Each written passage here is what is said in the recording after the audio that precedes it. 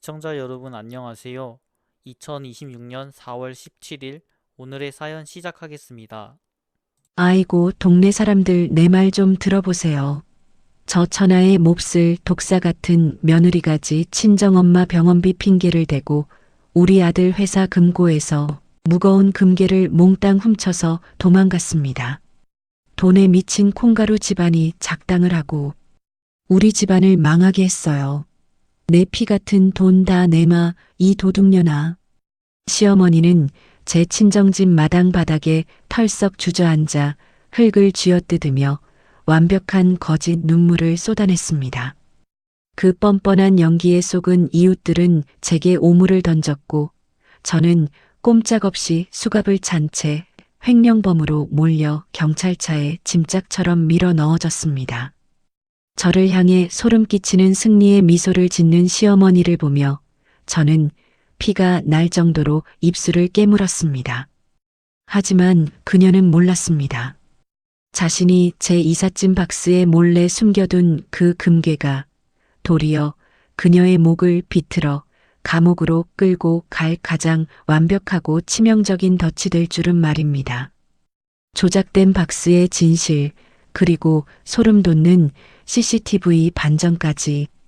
과연 이 지독한 콩가루 집안의 끝은 어떻게 파멸을 맞이하게 될까요? 사연 시작하기 전에 구독을 꾹 눌러주세요. 오늘의 사연 시작합니다. 가을비가 추적추적 내리는 스산한 저녁이었습니다. 저는 위암 수술을 받으신 친정엄마를 5년 만에 간호하고 집으로 돌아오는 길이었습니다. 복도에 들어서자 서늘하고 축축한 공기가 뺨을 스쳤고 복도 끝에 자리한 60평대 고급 아파트의 육중한 철문이 유난히 차갑게 느껴졌습니다. 손끝이 미세하게 떨리는 것을 느끼며 저는 늘 누르던 비밀번호 6자리를 천천히 눌렀습니다. 하지만 삑삑거리는 경고음과 함께 붉은색 불빛이 번쩍이며 문은 열리지 않았습니다. 당황한 저는 비밀번호를 다시 3번이나 눌렀지만 결과는 똑같았습니다. 가슴이 철렁 내려앉으며 불길한 예감이 온몸을 감쌌습니다. 초인종을 조심스럽게 누르자 인터폰 화면 너머로 오말자의 날카롭고 서늘한 눈매가 나타났습니다. 오말자가 눈살을 잔뜩 찌푸리고는 손가락으로 인터폰 화면을 툭툭 치며 앙칼지고 차가운 목소리로 쏘아붙였습니다. 아이고 냄새야. 화면을 뚫고 병균 냄새가 여기까지 진동을 하네. 천박하고 가난한 콩가루 집안의 병균을 어디 감히 우리 귀한 아들 집에 옮겨올 생각을 해. 네 엄마 그 몹쓸 병 걸린 것도 다 돈 없고 지질이 궁상맞게 살아서 그런 거야. 어디서 재수없게 그 병균을 우리 집안에 들이려고 발악을 해? 어디서 근본 없는 집안에서 자라가지고 네 애미가 그 모양. 그 꼴이니까 너도 남의 집 귀한 아들 발목이나 잡는 거 아니야? 당장 그 더러운 발길 돌리지 못해? 저는 귀를 의심하며 현관문 손잡이를 꽉 움켜쥐었습니다. 제가 비에 젖어 덜덜 떨리는 목소리로 인터폰을 향해 애원하듯 말했습니다. 어머니, 갑자기 비밀번호는 왜 바꾸신 거예요? 저 지금 밖에서 비 쫄딱 맞았어요. 안에서 무슨 오해가 있으신지 몰라도 일단 문 좀 열어주세요. 들어가서 다 말씀드릴게요. 네. 오말자가 콧방귀를 세게 뀌며 입꼬리를 비죽거리고는 도끼 품은 목소리로 대답했습니다. 문? 기가 막혀서 내가 미쳤다고 너 같은 물건한테 문을 열어주니? 넌 이제 우리 집안 며느리도 아니야. 넌 우리 집 식모. 그 이상도 이하도 아니었어. 친정 구석에 돈 나올 구멍 하나 없으면서 어디 감히 내 아들 피를 빨아먹으려고 들어. 내가 너 처음 봤을 때부터 알아봤다. 속옷 하나? 제대로 된 거 못 사 입는 주제에 감히 내 아들을 넘봐? 내가 네 방구석에 있는 퀴퀴한 옷가지며 촌스러운 잡동사니들 싹 다 쓰레기 봉투랑 택배 박스에 쑤셔 넣어서 벌써 네 친정집으로 붙여버렸다. 이제 단물 다 빠졌으니 쓰레기통에 버려지는 게 당연한 이치지. 동네 사람들 다 깨기 전에 썩 안 꺼져? 오말자의 그 말은 제 심장에 비수를 꽂는 것 같았습니다. 턱 근육이 경직되고 숨이 턱 막혀오면서 지난 5년 동안 시댁의 온갖 뒤치다꺼리를 도맡아 했던 제 헌신의 시간들이 산산조각 나는 기분이었습니다. 그때 엘리베이터 문이 열리며 퇴근한 강민환이 복도로 걸어 나왔습니다. 강민환은 흠뻑 젖은 제 모습을 마치 길거리의 벌레를 보듯 경멸하는 눈빛으로 위아래로 훑어보았습니다. 강민환이 미간을 잔뜩 구기며 손에 들고 있던 서류 봉투 하나를 제 얼굴을 향해 거칠게 집어던지며 악을 썼습니다. 아씨, 진짜 짜증나게. 피곤하게 일하고 퇴근하는 사람 기분 더럽게 왜 남의 집. 현관문 앞에서 청승맞게 물 뚝뚝 흘리며 궁상을 떨고 있어? 아, 네가 우리 집에 시집 와서 한 게 뭐가 있어? 매일 우거지상하고서 사람 기운이나 쫙쫙 빼놓고 내 사업에 방해만 되는 그 거지 같은 처가 구석이랑 당장 연 끊으라고 분명히 말했지? 내 말 귓등으로 듣더니 아주 잘됐다. 핏줄 못 버리겠으면 깔끔하게 이혼 도장이나 찍어. 질척거리지 말고 내 눈앞에서 당장 치워. 서류 봉투가 제 뺨을 스치며 바닥에 떨어졌고 그 안에서 이혼 요구서가 삐져나왔습니다. 강민환은 넥타이를 거칠게 풀어헤치며 턱을 거만하게 치켜들고 덧붙였습니다. 우리 엄마가 널 사람 만들어주려고 얼마나 고생하셨는지 알아? 우리 엄마가 네 짐까지 아주 깔끔하게 다 빼줬으니 너는 그냥 껍데기 몸만 얌전히 꺼지면 되겠네. 그동안 우리 집에서 좋은 밥 얻어먹고 호강했으면 고마운 줄 알고 조용히 찌그러져. 넌 그냥 내 성공을 위해 잠시 거쳐가는 발판이었어. 나 이제 곧 상장회사 대표 될 사람이야. 너 같은 빈티나는 여자랑은 급이 다르다고. 더 이상 내 앞길 막지 말고 당장 썩 꺼져버려. 저는 바닥에 흩어진 서류와 제 발밑으로 내동댕이 쳐진 낡은 구두 한 켤레를 멍하니 내려다보았습니다. 눈시울이 붉어지고 시야가 흐려졌지만 이내 제 입가에는 비릿하고 서늘한 조소가 번졌습니다. 그들은 아주 치명적인 사실을 까맣게 모르고 있었습니다.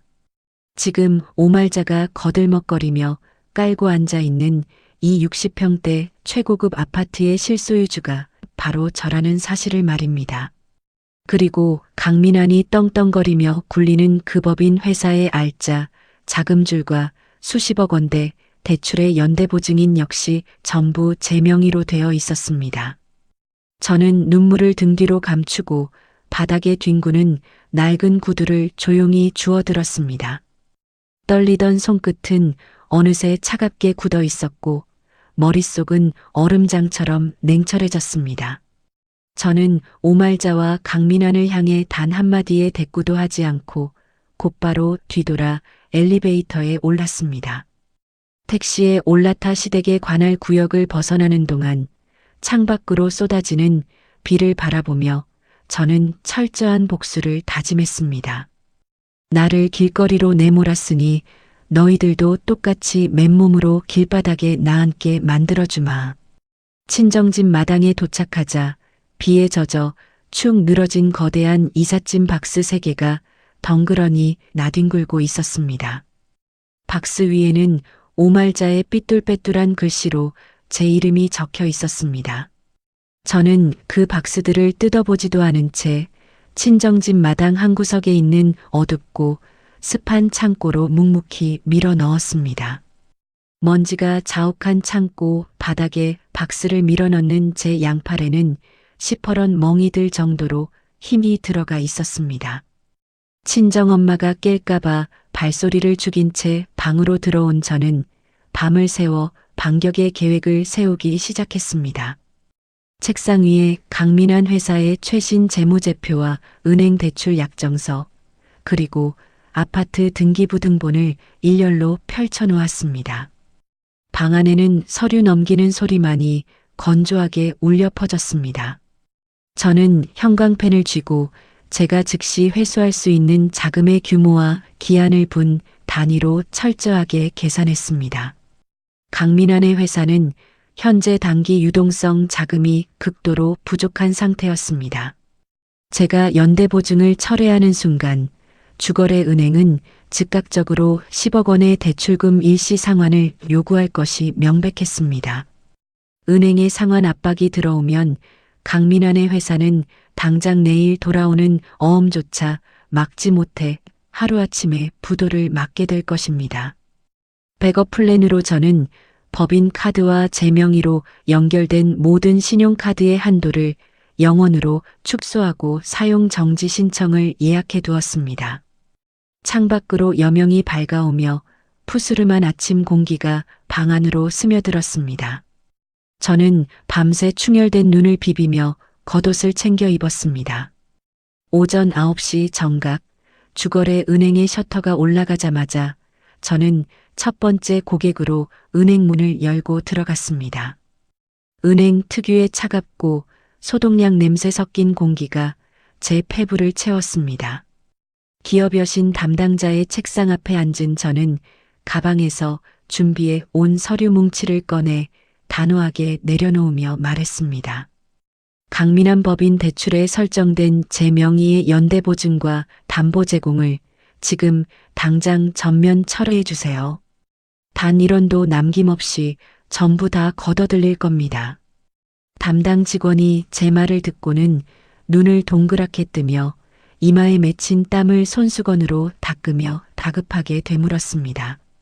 사모님, 진심이십니까? 이거 진짜 큰일 납니다. 대출금이 한두 푼도 아니고 무려 10억입니다.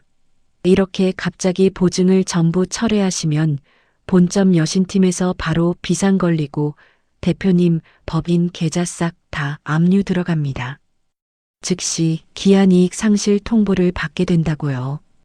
어음 막을 돈도 없으실 텐데 내일 당장 회사가 하루아침에 부도나서 공중분해될 수도 있는 엄청난 일입니다.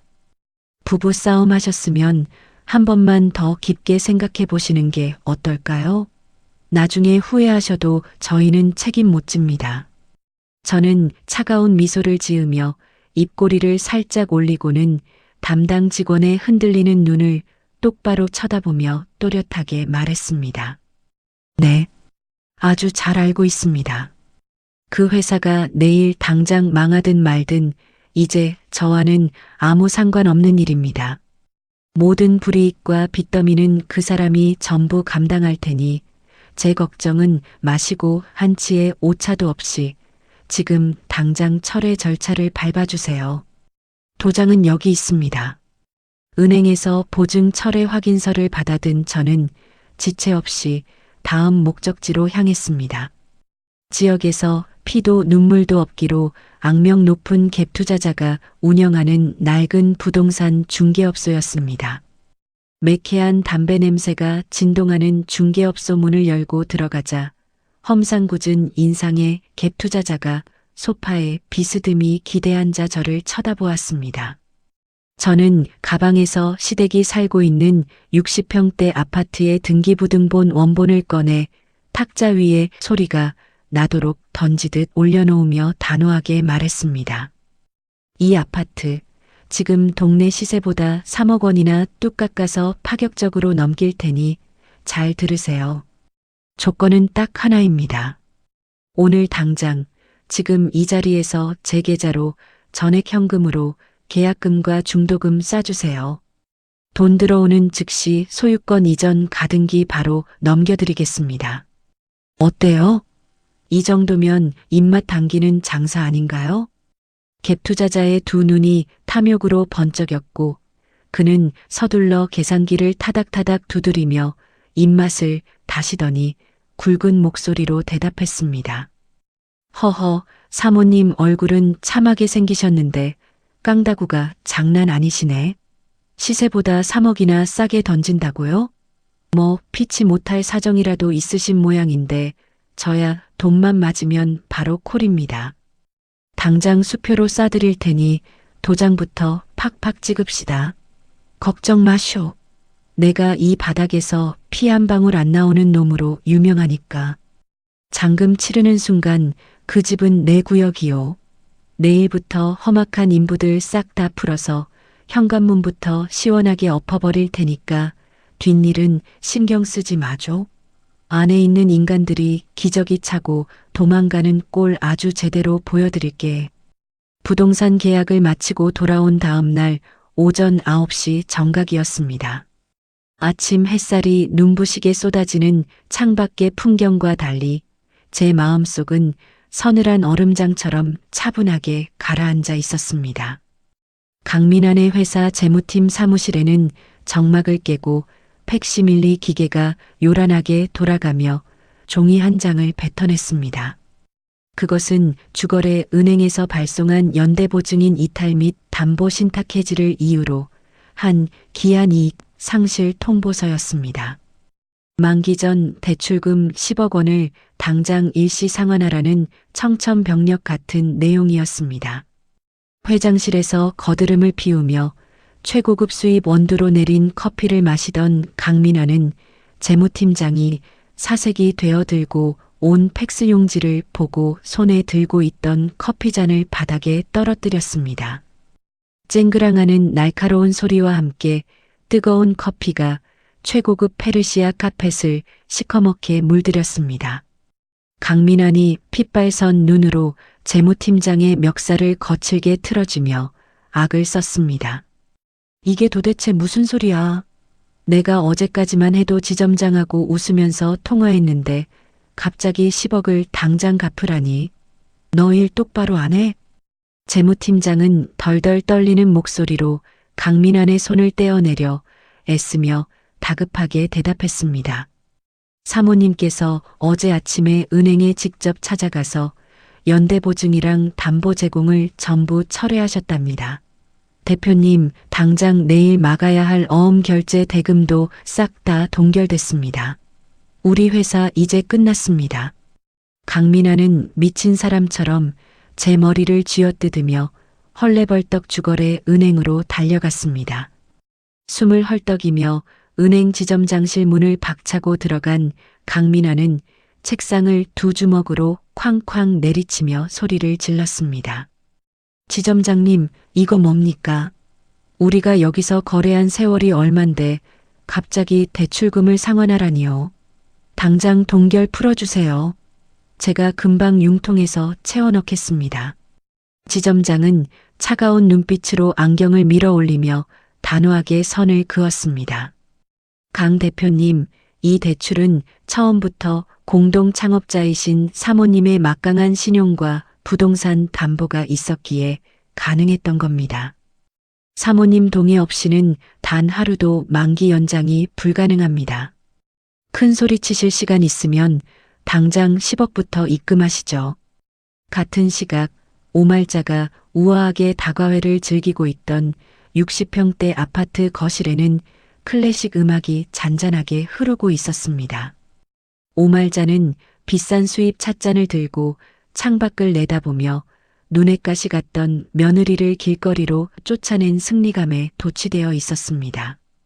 어제 내쫓은 제 모습이 떠올랐는지 오말자의 입가에는 비열한 웃음이 끊이지 않았습니다. 그런데 갑자기 현관 쪽에서 쾅쾅쾅 하는 귀를 찢는 듯한 커다란 소음이 울려 퍼졌습니다. 놀란 오말자가 찻잔을 탁자에 내려놓고 현관으로 걸음을 옮기는 순간 육중한 철문이 통째로 뜯겨나가며 거실 바닥으로 고꾸라졌습니다. 매캐한 시멘트 먼지가 일어나는 가운데 어제 저와 계약을 마친 험상궂은 인상의 갭 투자자가 덩치 큰 용역 인부들을 대동하고 진흙 묻은 작업화 차림으로 거실 한가운데까지 성큼성큼 걸어 들어왔습니다. 오말자는 얼굴이 하얗게 질려 뒷걸음질을 치며 앙칼진 목소리로 고함을 질렀습니다. 당신들 뭐야? 감히 네 집이라고 신발을 신고 함부로 쳐들어와. 당장 경찰 부르기 전에 안 나가. 갭투자자는 주머니에서 제 단독 명의로 변경된 등기부등본 원본을 꺼내 오말자의 코앞에 펄럭이며 코웃음을 쳤습니다. 아줌마 아직도 상황 파악이 안 됩니까? 이 집 어제부로 내 명의로 넘어왔소. 전 주인이 시세보다 3억이나 싸게 던지길래 내가 통 크게 현금 주고 샀지. 남의 집에서 딸이 틀고 있지 말고 당장 방 빼쇼. 오말자는 믿을 수 없다는 듯 두 눈을 부릅뜨고 등기부등본을 낚아채듯 빼앗아 들여다보았습니다.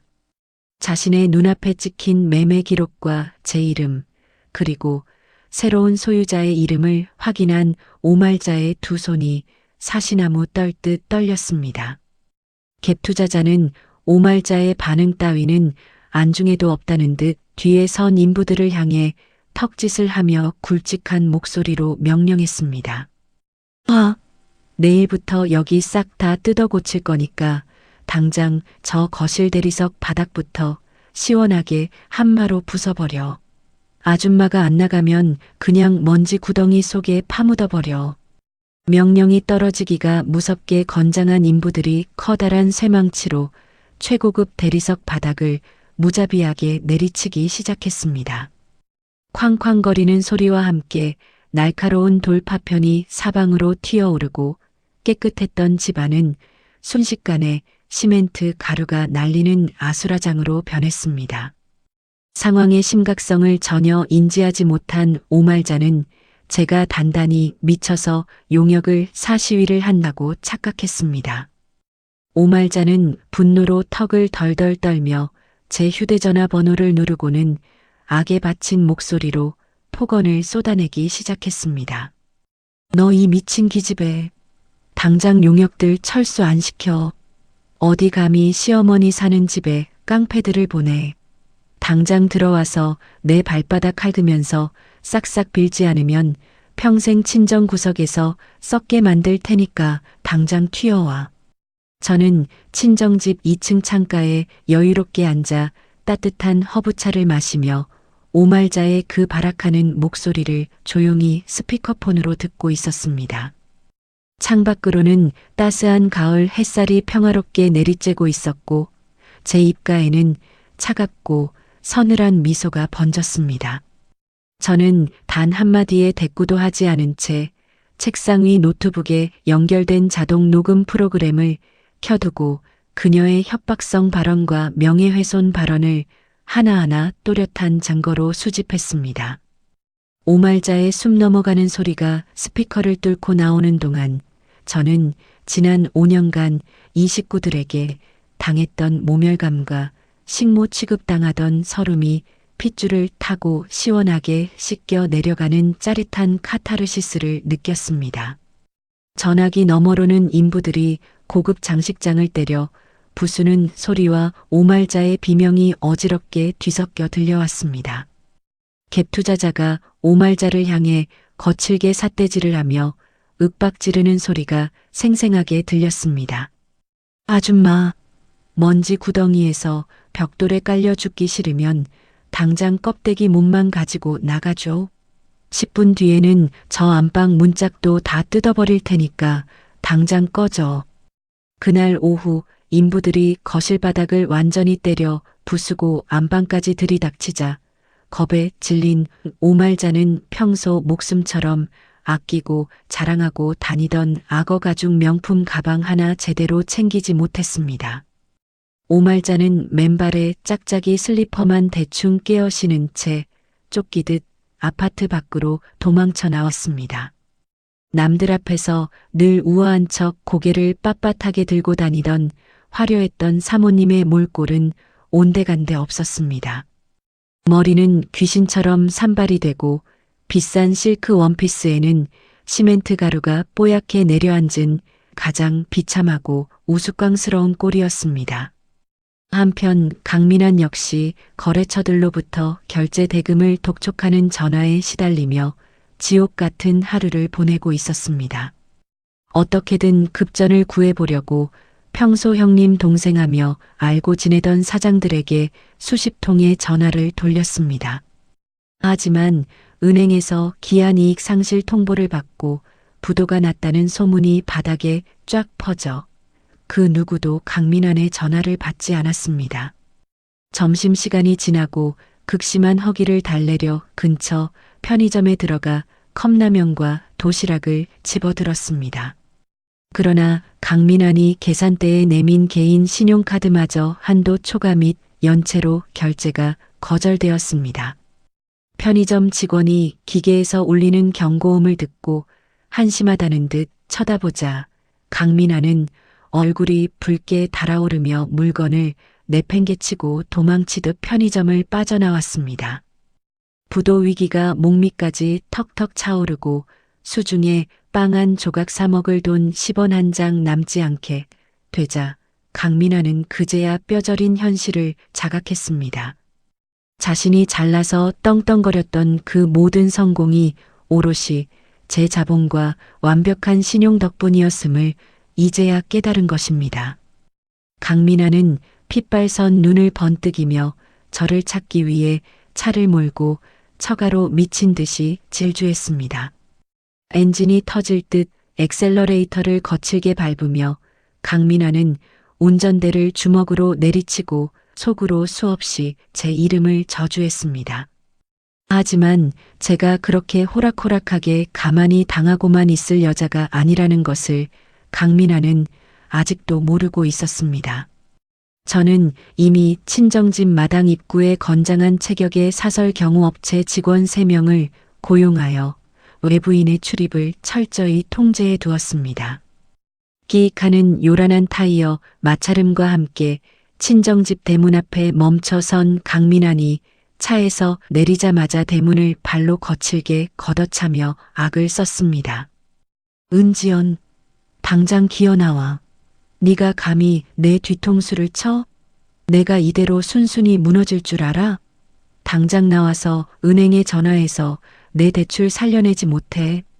그 순간 대문 양옆에 숨어있던 검은 양복을 입은 경호원들이 순식간에 튀어나와 강민환의 양팔을 뒤로 꺾어 바닥에 엎어뜨렸습니다. 경호팀장이 발버둥 치는 강민환의 얼굴 정면에 법원에서 발부받은 접근금지 가처분 신청서 사본을 들이밀며 차가운 목소리로 경고했습니다. 한 발자국만 더 다가오면 영업방해 및 주거침입으로 바로 경찰에 인계하겠습니다. 좋은 말할 때 조용히 돌아가십시오. 강민환은 흙바닥에 얼굴을 처박힌 채 입에 거품을 물고 발버둥을 쳤지만 건장한 경호원들의 악력 앞에서는 종이 인형처럼 무기력했습니다. 저는 2층 창문 커튼 뒤에 조용히 서서 흙바닥에 나동그라져 짐승처럼 울부짖는 강민환의 비참한 꼴을 가만히 내려다보았습니다. 불과 24시간 전 현관문 앞에서 제 얼굴에 이혼 서류를 집어 던지며 떵떵거리던 그 오만한 얼굴이 흙투성이가 된 것을 보니 실소가 터져 나왔습니다. 제 가슴 깊은 곳에서부터 뜨거운 덩어리가 울컥 치밀어 올랐지만 그것은 슬픔이 아니라 제가 제 손으로 쟁취해낸 완벽한 승리감에서 오는 환희였습니다. 오늘 단 하루 만에 그 잘나고 고상한 척하던 시댁 식구들은 제가 치밀하게 짜놓은 거미줄에 걸려 완벽하게 숨통이 끊어지기 직전이 되었습니다. 하지만 저는 창틀을 쥔 손에 더욱 힘을 주었습니다. 이것은 제가 준비한 복수의 아주 작은 서막에 불과했습니다. 거센 폭풍우가 몰아치듯 강민환의 회사가 공중분해되기 시작한 지 3일이 지났습니다. 창밖으로는 추적추적 내리는 가을비가 세상의 모든 온기를 앗아가는 듯 스산하게 흩뿌리고 있었습니다. 어음 부도를 막지 못해 결국 1차 부도 처리를 맞은 강민환의 법인 사무실은 채권자들의 고성과 욕설로 아수라장이 되었습니다. 성난 채권자들은 사무실 문을 부수고 들어와 강민환의 최고급 책상부터 정수기, 심지어 그가 애지중지하던 수입산 골프채에까지 붉은색 압류 딱지를 덕지덕지 붙였습니다. 얼굴이 불그락푸르락해진 채권자 하나가 강민환의 멱살을 거칠게 틀어주며 악을 썼습니다. 강민환, 너 이 자식 당장 내 돈 내놔. 내 피 같은 돈 다 어쩌고 하루아침에 부도를 내. 당장 내 돈 토해내지 않으면 너 쥐도 새도 모르게 산채로 파묻어버릴 줄 알아.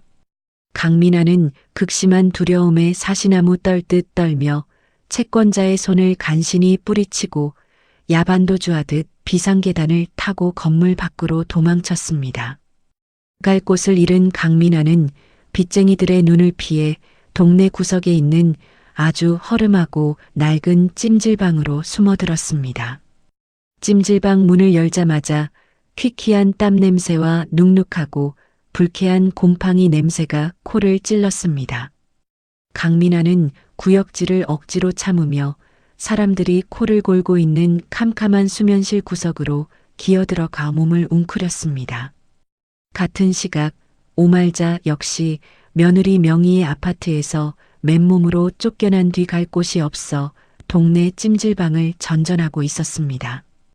평생을 최고급 스파와 백화점 VIP 라운지만 다니던 오말자에게 수건 한 장 제대로 말라있지 않은 동네 찜질방 바닥은 끔찍한 지옥이나 다름없었습니다. 수면실 구석에서 덜덜 떨며 앉아있던 오말자는 어둠 속에서 익숙한 실루엣을 발견하고 소스라치게 놀라 다가갔습니다. 거기 누구야? 민환이 맞니? 아이고, 내 새끼 몰골이 이게 도대체 무슨 일이야? 강민아는 귓가에 들리는 어머니의 목소리에 번쩍 고개를 들었습니다.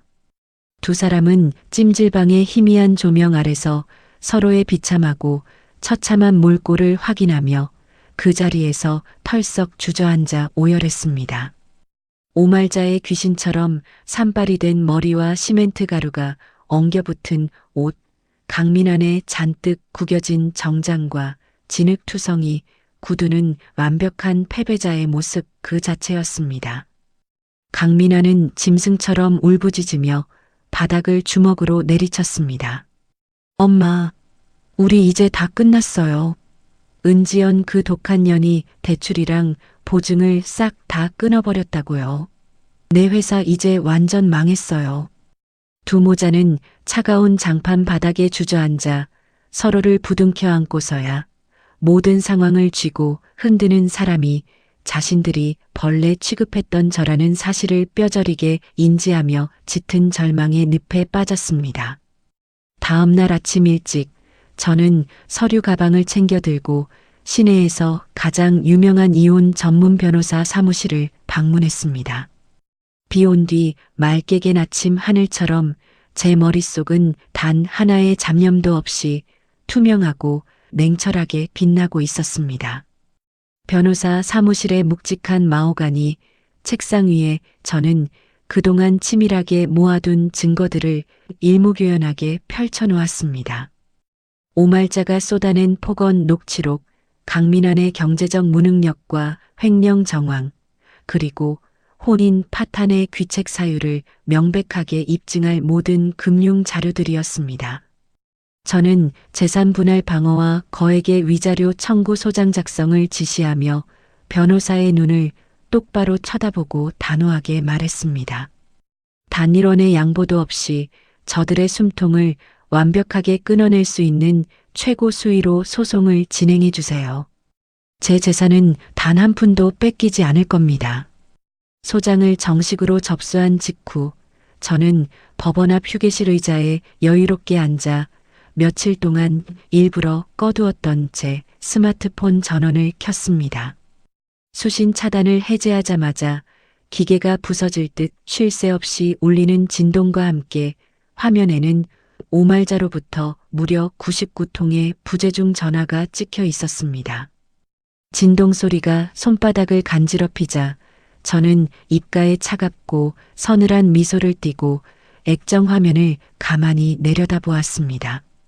저를 병균 취급하며 이삿짐 박스에 쑤셔 넣을 때의 그 기고만장했던 오말자가 지금 얼마나 똥줄이 타고 피가 마를지 상상만 해도 온몸에 짜릿한 카타르시스가 밀려왔습니다.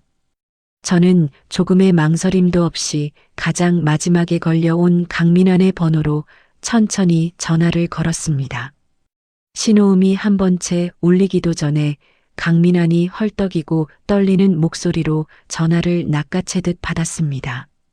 지연아, 지연아, 내가 다 잘못했어. 우리 엄마가 잠깐 노망이 나서 돌았었나 봐. 제발 한 번만 살려줘. 나 어음 막을 돈이 100원도 없어. 나 구속되게 생겼다고.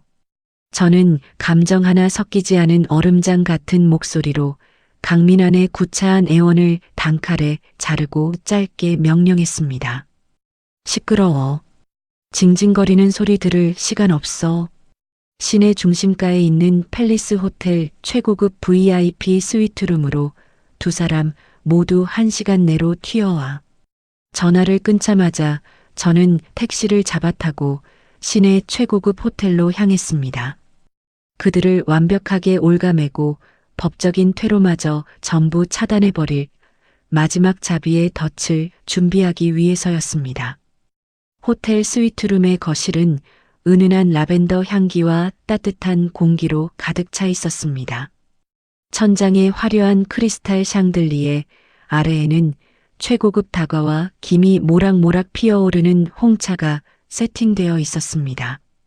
저는 우아한 실크 블라우스에 매무새를 가다듬고 푹신한 1인용 소파에 여유롭게 다리를 꼬고 앉아 차를 한 모금 마셨습니다. 제 앞에 대리석 테이블 밑바닥에는 초소형 고성능 녹음기가 빨간 불빛을 규칙적으로 깜빡이며 단단하게 붙어 있었습니다. 정확히 1시간 뒤 헐레벌떡 스위트룸 문을 열고 들어온 오말자와 강민환의 모습은 차마 눈뜨고 보기 힘들 정도로 냄새나고 초라했습니다. 그들은 화려하고 고풍스럽게 차려입고 티타임을 즐기고 있는 제 압도적인 모습에 기가 완전히 질려 감히 고개를 들지도 못했습니다. 강민환이 먼저 다리에 힘이 풀린 듯 카펫바닥에 털썩 주저앉았고 오말자 역시 덜덜 떨리는 무릎을 꿇고 제 발밑에 넙죽 엎드렸습니다. 오말자가 시커먼 눈물 콧물을 마구 쏟아내며 제 구두코를 두 손으로 덥석 붙잡고 처절하게 애원하기 시작했습니다. 아이고 며느리야, 내가 미쳤지. 내가 늙어서 아주 단단히 미치고 노망이 났었나 봐. 내가 내 몹쓸 입방정을 확 찢어버려야지. 제발 우리 민환이 회사 부도난 것 좀 살려다오. 내가 이렇게 빌게. 오말자는 두 손을 싹싹 비비다 못해 스스로 자신의 양뺨을 철썩철썩 소리가 나도록 때리는 신용까지 하며 바닥에 이마를 쾅쾅 찧었습니다. 강민환은 엉금엉금 기어와서는 제 무릎에 얼굴을 묻고 찌질하게 매달렸습니다. 지연아, 내가 진짜 눈이 삐었었나 봐. 밖에서 그 난리를 치고 나니까 내 옆에 남은 건 너 하나뿐이라는 걸 뼈저리게 느꼈어. 나 한 번만 용서해 주라. 내가 앞으로 평생 네 발닦개로 살게. 이깟 서류 다 쓰레기야. 강민환은 품속에서 꼬깃꼬깃해진 이혼 요구서를 꺼내더니 미친 듯이 북북 찢어발겨 허공에 던졌습니다. 저는 찢어진 이혼 서류 조각들이 하얀 눈송이처럼 최고급 카펫 위로 흩날리는 것을 무표정하게 내려다보았습니다.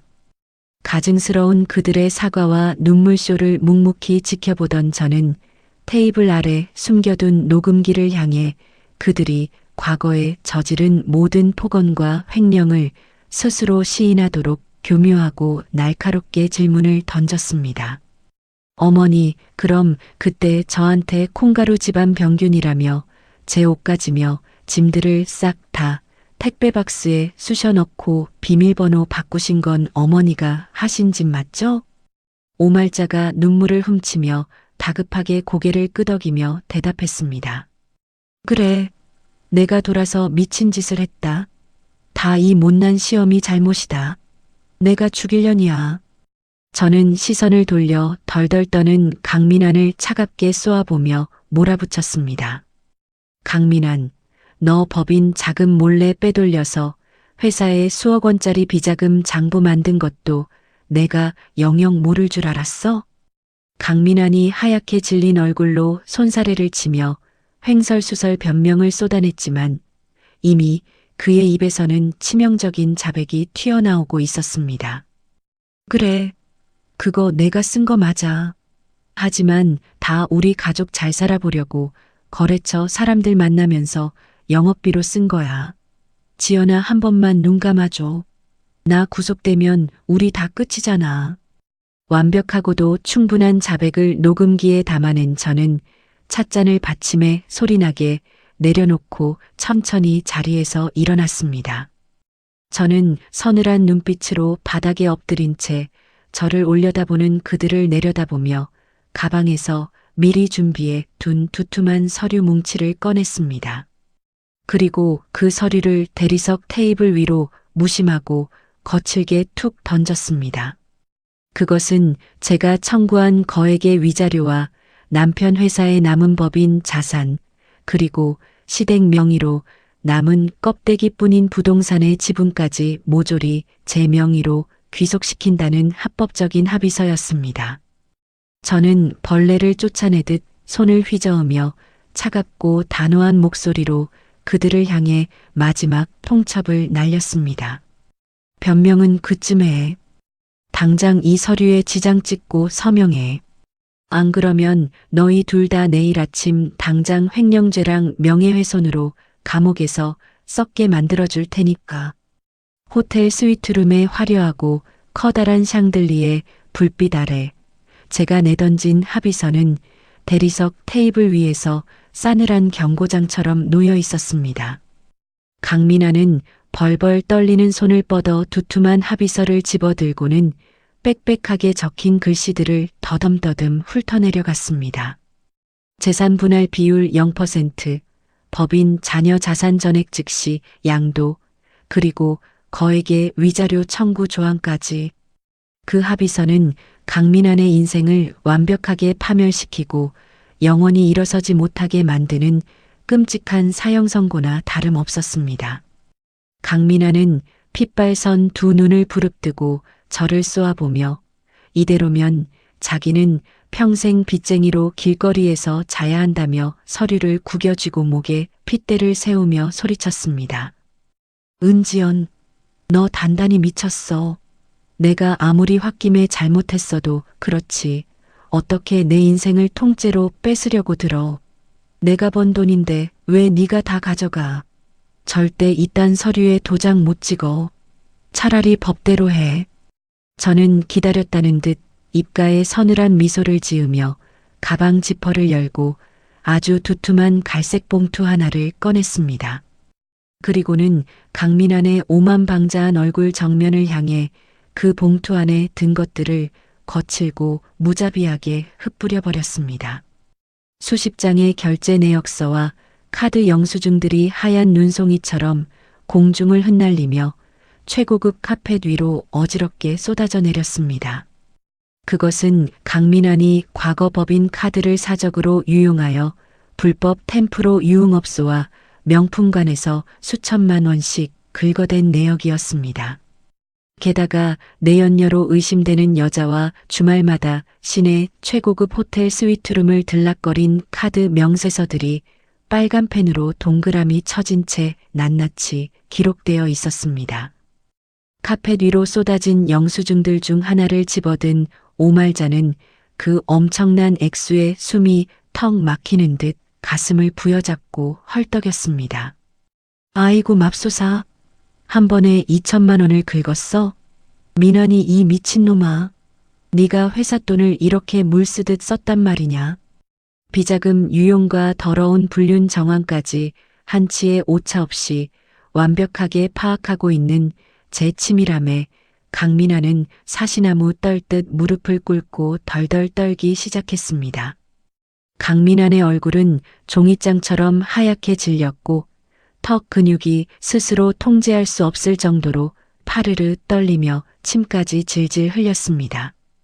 오말자는 아들의 파렴치한 횡령 사실이 백일하에 드러나자 이대로 가다간 자기 아들이 당장 내일 쇠고랑을 차고 감옥에 가게 될 것이 뻔하다는 생각에 완전히 이성을 잃었습니다. 오말자는 서둘러 바닥에 나뒹구는 합의서를 주워들고는 강민환의 멱살을 쥐어 흔들며 미친 듯이 윽박질렀습니다. 이 등신아, 당장 지장 안 찍어.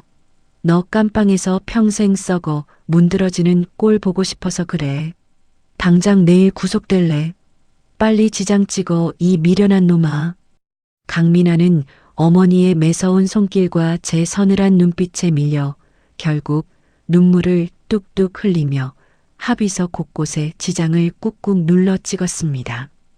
모든 서류에 선명하고 붉은 도장이 찍히는 순간 저는 탁자 위로 조용히 서류들을 걷어모아 가방에 챙겨 넣었습니다. 저는 여유롭게 호텔 룸서비스 전화기를 들어 수화기를 입에 대고 바닥에 엎드린 그들에게 가장 싼 샌드위치 하나를 적선하듯 주문했습니다. 네, 여기 가장 저렴한 에그 샌드위치 하나만 올려주세요. 먹다 남은 찌끄러기라도 상관없습니다. 전화를 끊자마자 저는 룸서비스가 도착하기도 전에 미련 없이 핸드백을 챙겨 들고 방을 나서며 그들과의 일방적이고 압도적인 협상을 완전히 종료했습니다. 등 뒤로 문이 쾅 하고 닫히는 소리와 함께 방 안에서 들려오던 오말자의 짐승 같은 오열 소리와 강민환의 절망적인 한숨 소리가 완벽하게 차단되었습니다.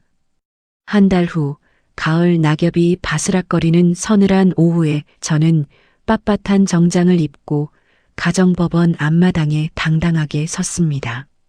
제가 제출한 완벽한 횡령 증거와 흠잡을 데 없이 공증받은 합의서를 바탕으로 남편에게 혼인 파탄의 전적인 책임을 묻는 명쾌한 판결이 떨어졌습니다. 가정법원 판사는 강민환의 불륜과 경제적 귀책 사유를 명백히 인정하며 제 재산에 대한 그의 기여도를 0%로 산정하여 일사천리로 이혼 조정을 성립시켰습니다. 법원 정문을 나서는 제 발걸음은 하늘을 나는 깃털처럼 가벼웠고 가슴속을 짓누르던 커다란 바위가 뻥 뚫리며 시원하게 치워진 듯 숨통이 제대로 트였습니다. 지난 5년간 저를 무급식모 취급하며 옥죄고 가스라이팅했던 시댁이라는 지독한 족쇄에서 완벽하고 영원하게 해방된 가슴 벅찬 순간이었습니다.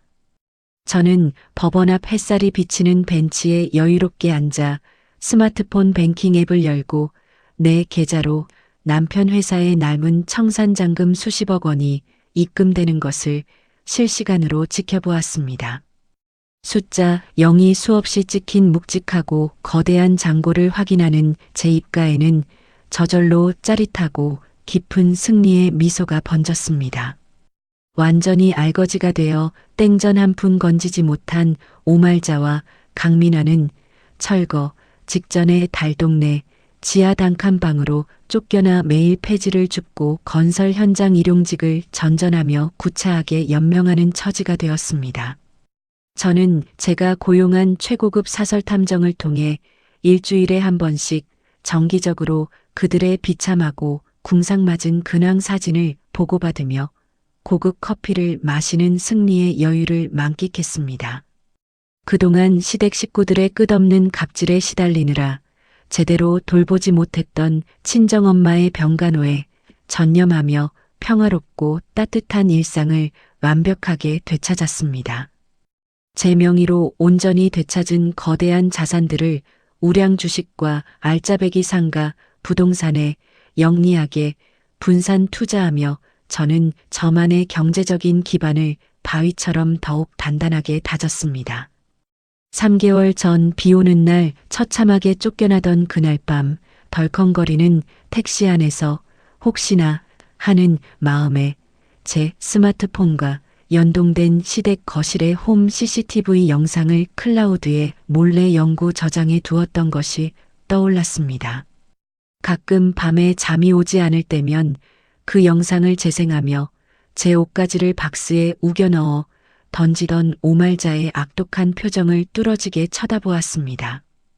그 영상을 볼 때마다 제 마음속에 남아있던 아주 작은 미련과 일말의 동정심마저 완벽하게 끊어내고 마음을 차갑게 무장할 수 있었습니다.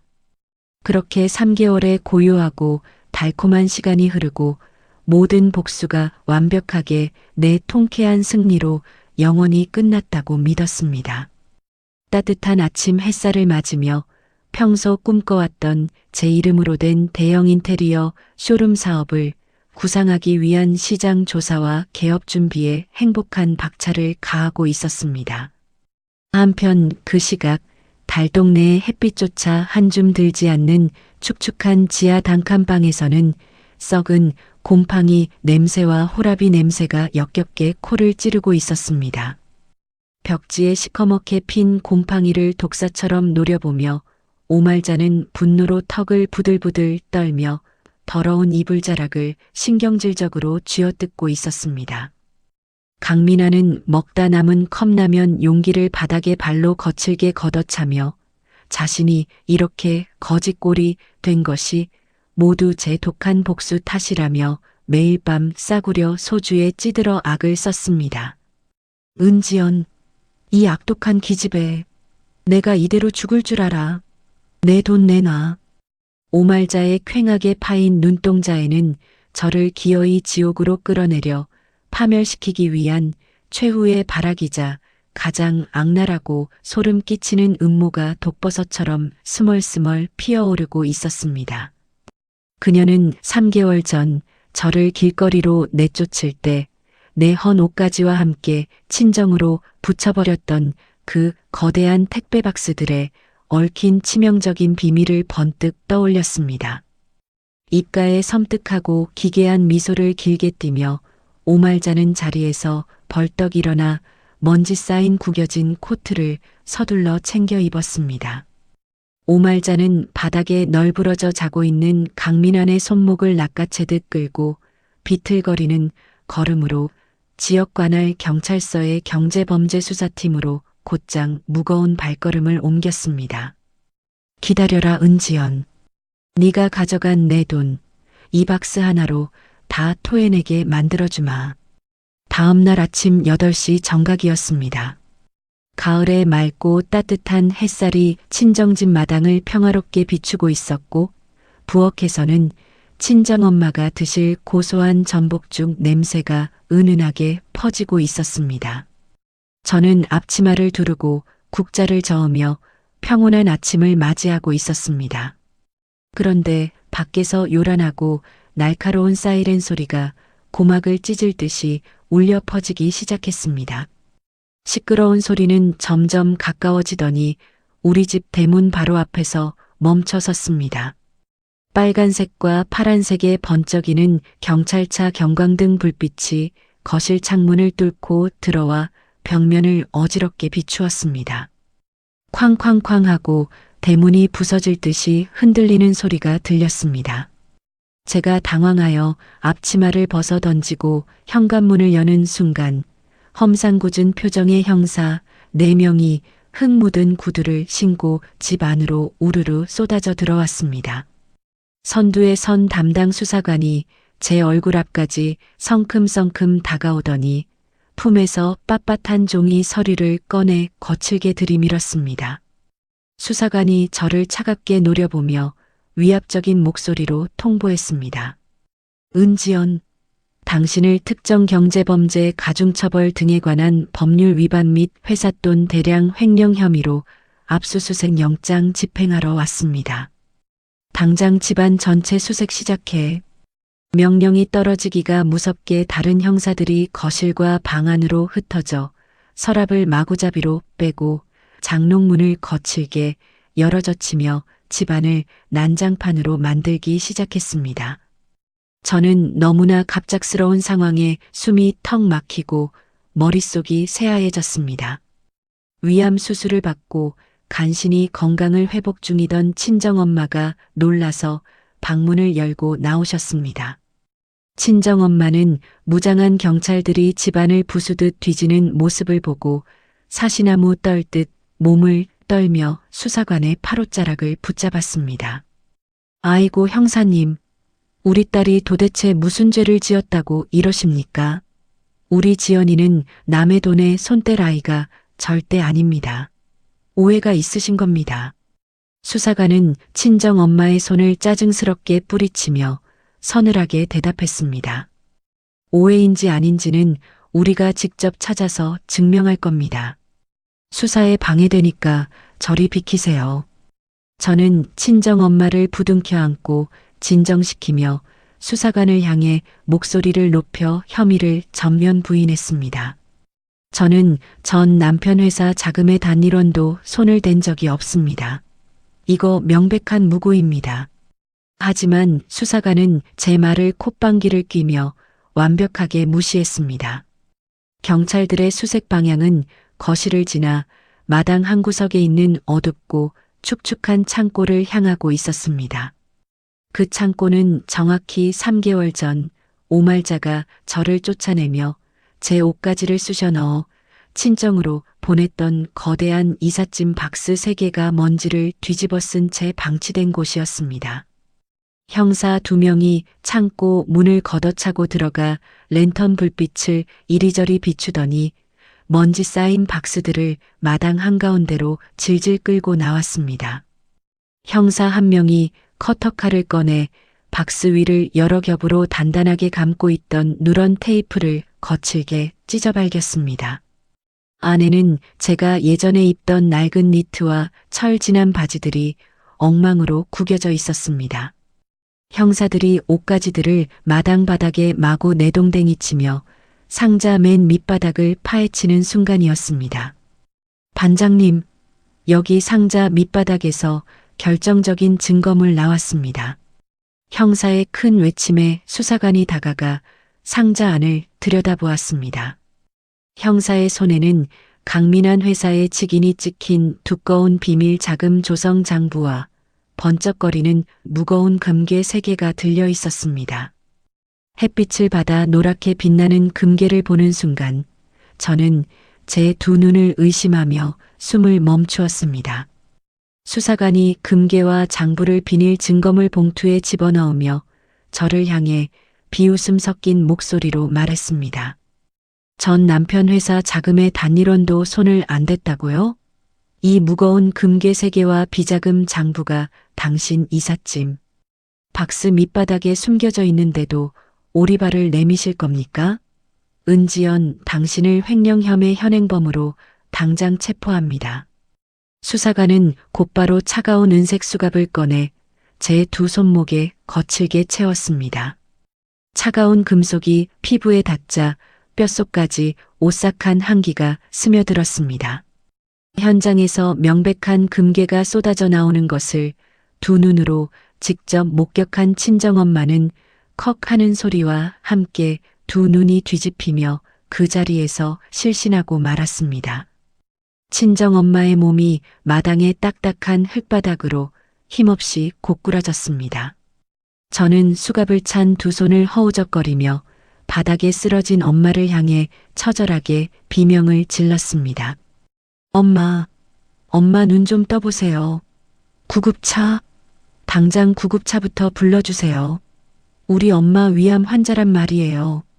구급차의 사이렌 소리가 경찰차 소리에 뒤섞여 요란하게 울리며 동네 사람들을 모두 집 밖으로 끌어냈습니다. 그 아수라장의 한가운데 대문 밖에서 경찰들과 함께 나타난 오말자와 강민환이 얼굴을 내밀었습니다.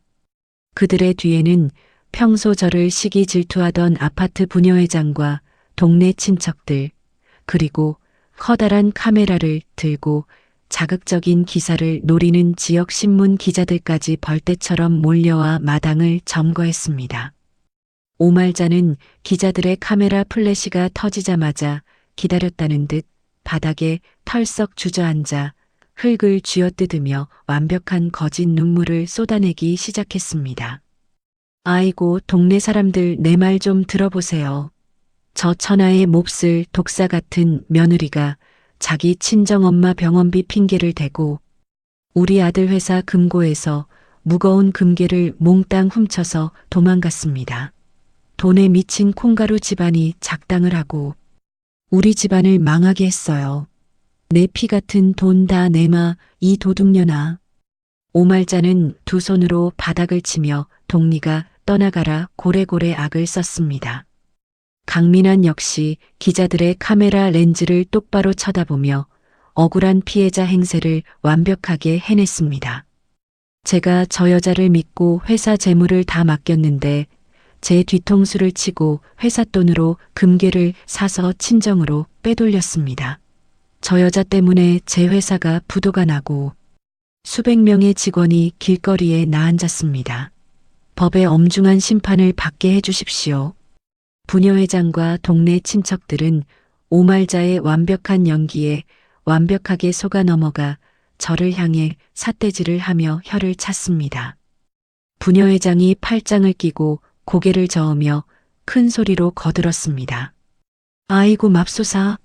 얌전한 고양이가 부뚜막에 먼저 올라간다더니 친정엄마가 아파서 불쌍하다고 동정했더니 뒤에서는 저렇게 끔찍한 도둑질을 하고 있었네. 저런 폐륜 며느리는 당장 감옥에 쳐넣어야 해. 지역 신문 기자는 이 자극적인 광경을 놓치지 않으려고 연신 셔터를 눌러댔습니다. 기자는 시댁 재산 털어 친정으로 빼돌린 폐륜 며느리의 두 얼굴이라는 자극적인 기사 제목을 소리내어 중얼거리며 현장 사진을 미친 듯이 찍어댔습니다. 수갑을 찬 채 형사들의 양팔에 끌려 경찰차로 향하는 짧은 거리 동안 동네 사람들의 멸시 어린 시선과 욕설이 제 온몸에 화살처럼 꽂혔습니다. 완벽한 사회적 매장의 위기였습니다. 경찰차 뒷좌석에 강제로 밀어 넣어지는 순간 저는 열린 차창 너머로 오말자와 눈이 마주쳤습니다. 오말자의 입가에는 저를 완벽하게 함정에 빠뜨렸다는 비열하고 소름 끼치는 승리의 미소가 선명하게 걸려 있었습니다.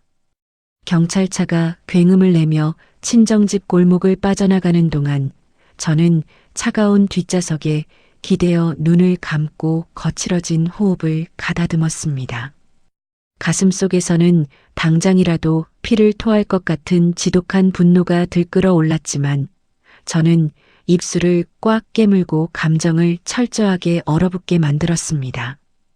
혼란스러운 와중에도 제 차가워진 이성은 이 끔찍한 상황을 초단위로 되감기하며 오말자가 어떻게 내 짐 박스에 금괴와 장부를 숨겼는지 논리적인 퍼즐을 맞추기 시작했습니다.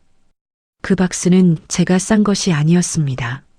3개월 전 오말자가 저를 알몸으로 쫓아내며 제 옷을 쓰레기 봉투와 택배 상자에 거칠게 쑤셔넣고 단단히 테이프를 발라 친정집으로 일방적으로 붙여버린 바로 그 상자였습니다.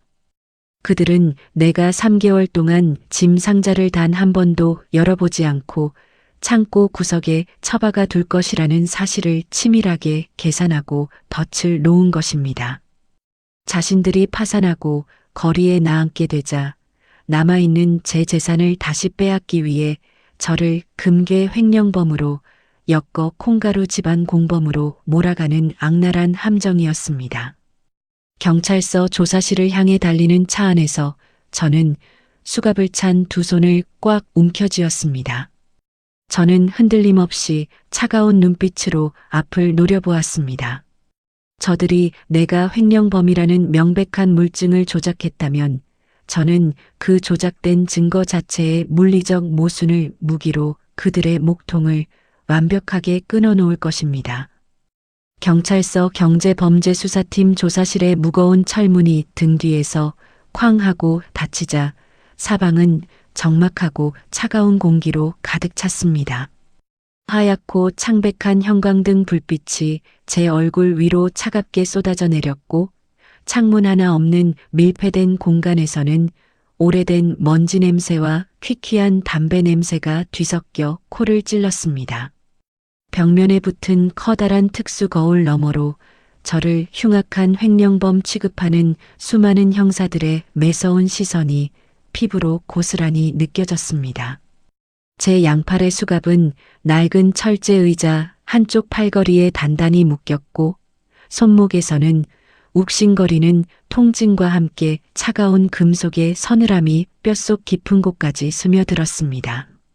맞은편 책상 뒤에는 제 수갑을 채웠던 담당 수사관이 팔짱을 낀 채 의자를 삐딱하게 뒤로 젖히고 저를 독사처럼 매섭게 노려보고 있었습니다.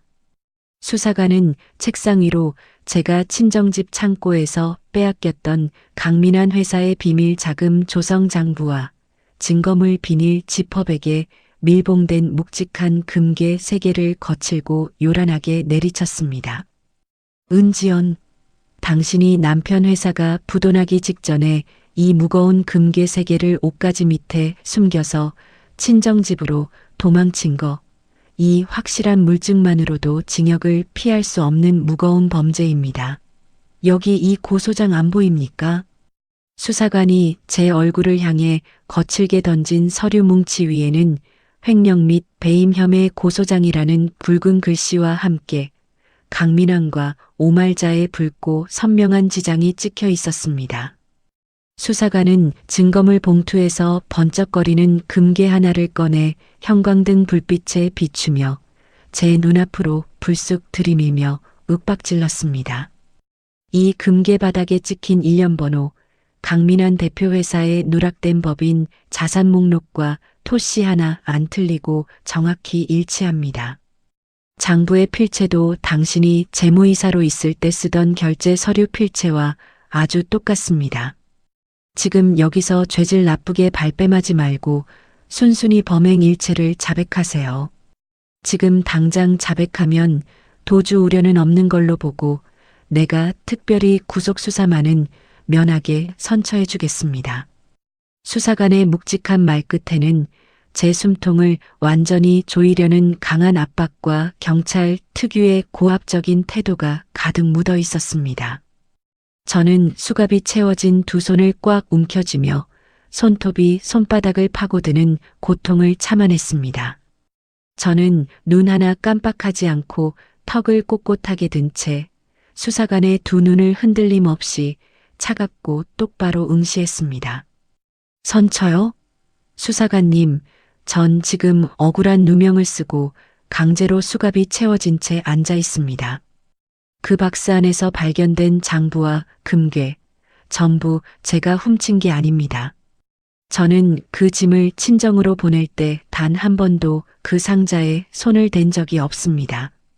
3개월 전 제 시어머니 오말자가 저를 알몸으로 길거리에 쫓아내며 현관문 비밀번호를 바꾸고 제 옷가지를 일방적으로 쑤셔 넣어서 붙인 바로 그 택배 상자라고요. 저는 턱 근육에 빳빳하게 힘을 주고 차분하고 또렷한 목소리로 한 글자 한 글자 힘주어 당당하게 진술했습니다. 하지만 수사관은 제 말을 듣자마자 콧방귀를 3개 뀌고는 어이가 없다는 듯 헛웃음을 치며 저를 비웃었습니다. 며느리가 회사 돈으로 금괴를 훔쳐 도망갔다는데 이제는 시어머니가 금괴를 넣어서 친절하게 택배로 붙여줬다고요? 아주 전형적인 가족 간의 핑계 대기 수법이군요.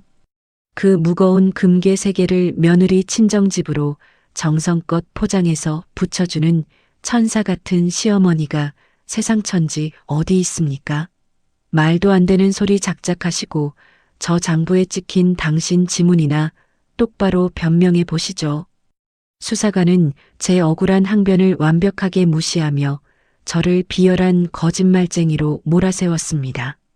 수사관의 얼굴에는 제 말을 단 1%도 믿지 않겠다는 강한 확신과 조롱이 가득했습니다. 같은 시각 저와 얇은 벽 하나를 두고 나란히 붙어있는 옆 조사실에서는 고소인 신분으로 출석한 오말자가 가증스러운 연기를 뻔뻔하게 펼치고 있었습니다. 벽 너머로 오말자가 수사관을 붙잡고 바닥을 치며 통곡하는 목소리가 찌렁찌렁하게 제 귓가를 사정없이 때렸습니다. 아이고 형사님, 제가 그날 며느리 짐을 쌀 때는 정말 맹세코 저 낡은 니트랑 바지 쪼가리밖에 없었습니다. 제가 미쳤다고 우리 아들 피 같은 회사 돈으로 산 금괴를 며느리년. 친정에 택배로 곱게 붙여줍니까? 그 못된 년이 지가 훔친 금괴를 옷 속에 숨겨놓고 나한테 택배를 붙이게 만들어서 알리바이를 교묘하게 조작한 겁니다. 친정엄마 병원비 핑계로 매일 밤마다 돈 내놓으라고 어찌나 악을 쓰던지 제가 아주 며느리 무서워서 밥도 제대로 못 넘겼습니다.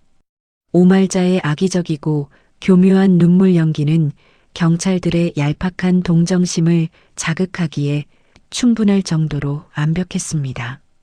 이어서 강민환 역시 수사관 앞에 찌질하게 앉아 제가 평소에도 회사법인 자금에 지속적으로 손을 대려 했다는 악의적인 거짓 진술서를 뻔뻔하게 제출했습니다. 형사님, 제 아내는 회사 재물을 총괄하면서 항상 친정집 빚 갚는데 회사 돈을 빼돌리려고 혈안이 되어 있었습니다. 3개월 전 제가 부도 위기를 맞았을 때 지연이가 제 뒤통수를 치고 은행 보증을 다 빼버린 것도 모자라 회사 비상금으로 쓸 금괴까지 싹 쓸어 담아 도망친 겁니다. 저는 저 악독한 여자 때문에 빈털터리가 돼서 곰팡이 냄새나는 지하 단칸방에서 쥐새끼처럼 살고 있습니다. 제발 저 여자를 당장 감옥에 구속시켜 주십시오. 강민아는 제가 정당하게 연대보증을 철회하여 합법적으로 회수한 돈의 흐름마저 자신이 억울하게 사기를 당한 것처럼 교묘하게 왜곡하여 쏟아냈습니다. 조사실의 차가운 철제 의자에 묶여 앉아 저는 설상가상으로 바깥 상황이 걷잡을 수 없이 최악으로 악화되고 있다는 사실을 뼈저리게 직감했습니다. 지역 신문 기자들이 마구잡이로 써댄 자극적인 기사가 인터넷과 동네 맘카페에 쫙 퍼지면서 여론은 완전히 저를 향한 끔찍한 마녀사냥으로 치달았습니다. 경찰서 밖에서는 오말자의 거짓말과 부녀회장의 선동에 완벽하게 넘어간 동네 사람들이 제 친정집 담벼락에 계란과 오물, 그리고 먹다 남은 역겨운 음식물 쓰레기를 마구잡이로 투척하고 있었습니다. 수갑이 채워져 끌려가는 제 모습을 보고 충격을 받아 쓰러지신 친정엄마는 대학병원 응급실로 급히 실려가셨습니다. 그런데 그 병실 앞까지 눈에 핏발이 선 지역 기자들과 동네 사람들이 진을 치고 삿대질을 해대는 바람에 친정엄마는 치료조차 제대로 받지 못하고 있었습니다. 저는 눈을 감고 병상에 누워 계실 늙고 병든 친정엄마의 얼굴을 떠올리며 가슴을 쥐어뜯는 듯한 고통을 느꼈습니다. 그 순간 숨을 헐떡이며 조사실 문을 열고 달려온 제 담당 변호사는 창밖으로 쏟아지는 언론의 비난과 책상 위에 명백하게 놓인 금괴라는 물증을 확인하고는 깊고 무거운 한숨을 내쉬었습니다. 변호사는 이마에 맺힌 땀을 닦아내며 제 곁으로 다가와 목소리를 낮추고는 적당한 선에서 혐의를 인정하라고 조심스럽게 합의를 종용했습니다. 은지연 씨, 지금 밖의 여론과 경찰서 안의 분위기가 너무 불리하게 돌아갑니다. 박스 내부에서 발견된 저 금괴의 일련 번호와 당신 글씨체와 비슷한 장부는 법정에서 빼도 박도 못하는 명백한 물증입니다. 경찰은 이미 당신을 구속할 영장 청구 서류를 꾸미기 시작했습니다. 여기서 끝까지 혼자 부인하다가는 정말 감방에서 수년을 썩게 됩니다. 일단 횡령 액수 일부를 억지로라도 인정하고 시댁 측과 적당한 선에서 위자료 명목으로 합의를 보는 게 지금 당장의 유일한 살 길입니다. 변호사의 체념 섞인 나약한 목소리에 저는 눈동자가 크게 흔들리며 극심한 내적 갈등에 휩싸였습니다. 저는 어금니를 꽉 깨물고 입술 안쪽 살이 터져 피가 비칠 정도로 아주 세게 깨물었습니다.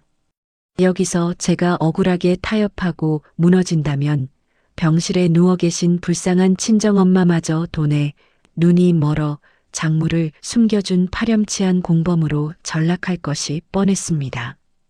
콩가루 집안이라는 오말자의 끔찍한 폭언이 평생 친정엄마의 이름표로 따라다닐 것을 생각하니 온몸에 털이 쭈뼛 섰습니다. 저는 절망감에 휩싸여 떨리는 두 손을 꽉 쥐고 눈을 감았습니다. 심호흡을 3번 깊게 들이마시고 내쉬며 차갑게 얼어붙은 이성을 다시 끄집어냈습니다. 저는 3개월 전 비 내리던 저녁, 제가 집에서 알몸으로 쫓겨나던 날의 기억을 아주 세밀하게 초 단위로 되감기 시작했습니다. 오말자가 현관문을 안에서 굳게 걸어 잠그고 인터폰 너머로 악다구니를 쓰며 짐을 택배로 붙였다고 뻔뻔하게 토포하던 그 비열한 얼굴. 마당에 덩그러니 놓여있던 거대한 이삿짐 박스 3개의 모습. 그리고 갭 투자자를 찾아가 부동산을 처분한 직후 택시 안에서 혹시나 하는 마음에 제 휴대전화와 연동된 시댁 거실의 홈 카메라 영상을 클라우드에 영구 저장하던 그 치밀했던 제 손가락의 움직임. 이 모든 퍼즐 조각들이 제 차가운 머릿속에서 완벽하게 하나로 맞춰졌습니다. 그 순간 제 머릿속에 오말자가 아무리 잔머리를 굴려도 절대로 빠져나갈 수 없는 단 하나의 치명적이고 명백한 물리적 증거가 번뜩였습니다. 그것은 누구도 속일 수 없는 아주 투명한 숫자의 진실이었습니다. 저는 입술에 맺힌 피를 혀로 하자내며 감았던 눈을 번쩍 떴습니다. 저는 고개를 빳빳하게 들고 묶인 팔을 거칠게 당기며 수사관의 눈을 날카로운 비수처럼 찔러들 듯 무겁게 응시했습니다. 제 눈빛에는 방금 전까지의 절망은 사라지고 먹잇감을 물어뜯을 준비를 마친 맹수의 잔인함만이 남아 있었습니다. 수사관님, 만약 제가 강민환의 회사 돈으로 금괴를 훔쳐서 도망쳤다면 왜 3개월 동안이나 그 귀한 수억 원어치의 감괴를 현금화 한번 하지 않았겠습니까? 곰팡이가 피어오르는 그 습한 친정집, 창고 구석에 박스 테이프도 한번 안 뜯은 채로 그대로 썩혀두는 게 말이 된다고 생각하십니까? 상식적으로 횡령범이 그 귀한 작물을 마당에 고스란히 모셔두고 잡히기를 기다리는 멍청이가 세상 천지 어디 있냐고요. 제 논리적이고 날카로운 팩트 폭격에 수사관의 매섭던 눈빛이 순간 미세하게 흔들렸습니다. 책상을 위협적으로 두드리던 수사관의 손가락질이 허공에서 멈칫하며 굳어버렸습니다. 수사관의 입술이 달싹거리며 할 말을 잃은 그 틈을 저는 완벽하게 파고들었습니다. 저는 상체를 책상 쪽으로 바짝 기울이며 당당하고 쩌렁쩌렁한 목소리로 수사관을 향해 명령하듯 요구했습니다. 그 상자 안의 물건들은 오말자가 제 옷 밑바닥에 억지로 숨겨 넣어서 악랄하게 조작한 겁니다. 그 박스가 제 손을 떠나 시어머니에 의해 조작되었다는 것을 단 1g의 오차도 없이 완벽하게 증명할 수 있는 택배 발송 당시의 물리적인 무게 기록을 당장 확인시켜 드리겠습니다. 그리고 3개월 전 제가 저장해둔 시댁, 거실에 피할 수 없는 원본 영상 증거도 제 클라우드에 고스란히 남아 있습니다. 그러니 당장 내 수갑부터 풀고 저기 책상 위에 있는 노트북 이쪽으로 돌려서 인터넷 접속을 허용해 주십시오. 제 서늘하고 압도적인 요구의 조사실 안에는 짧지만 숨막히는 침묵이 내려앉았습니다. 담당 수사관은 제 확신에 찬 눈빛과 흔들림 없는 태도에 무언가 단단히 잘못되었음을 직감한 듯 미간을 찌푸렸습니다. 수사관이 마지못해 허리춤에서 짤랑거리는 열쇠 뭉치를 꺼내어 제 손목을 옥죄고 있던 수갑을 철컥 소리와 함께 거칠게 풀어주었습니다. 마비되었던 손목에 피가 돌며 찌릿한 통증이 느껴졌지만 저는 아랑곳하지 않고 마사지하듯 손목을 가볍게 문질렀습니다. 저는 의자를 바짝 당겨 앉으며 책상 맞은편에 놓인 수사관의 낡은 검은색 노트북을 제 쪽으로 익숙한 손놀림으로 확 끌어당겼습니다. 인터넷 브라우저를 열고 저는 3개월 전 오말자가 제 짐을 일방적으로 쑤셔 넣고 붙였던 그 택배 회사의 전산망 주소를 키보드가 부서질 듯 빠르게 입력했습니다. 수사관님, 여기 화면 똑바로 눈 크게 뜨고 보세요. 이게 오말자가 나를 쫓아내며 현관문 비밀번호를 바꾼 그날 내 짐을 일방적으로 포장해서 붙였던 정확한 화물 운송장 번호입니다. 제가 엔터키를 소리나게 거칠게 두드리자 모니터 화면에 배송 상세 기록이 빽빽하게 띄워졌습니다. 화면 중앙에는 택배가 처음 접수되었을 당시의 세부 정보들이 누구도 조작할 수 없는 전산 데이터로 명확하게 찍혀 있었습니다. 이 최초 집화 당시에 택배 기사가 측정한 송장에 찍힌 박스 무게가 정확히 12kg으로 기록되어 있죠. 그런데 방금 수사관님이 우리 친정집 창고에서 테이프를 뜯어 파헤친 그 박스의 경찰 실측 무게가 도대체 몇 킬로그램이었습니까? 제가 대리석 책상을 손바닥으로 쾅 하고 내리치며 수사관의 얼굴을 매섭게 쏘아보았습니다. 수사관이 화면의 숫자 12와 바닥에 증거물로 나뒹구는 조작된 박스를 번갈아 보며 당황한 목소리로 더듬거리며 대답했습니다. 경찰 압수물 목록에 적힌 실측 무게는 분명히 15kg이 훌쩍 넘는 15.5kg이었습니다. 그게 도대체 무슨 문제라도 됩니까? 제가 입꼬리를 서늘하게 비틀어 올리며 비웃음을 섞어 수사관의 심장에 치명적인 팩트의 비수를 꽂아 넣었습니다.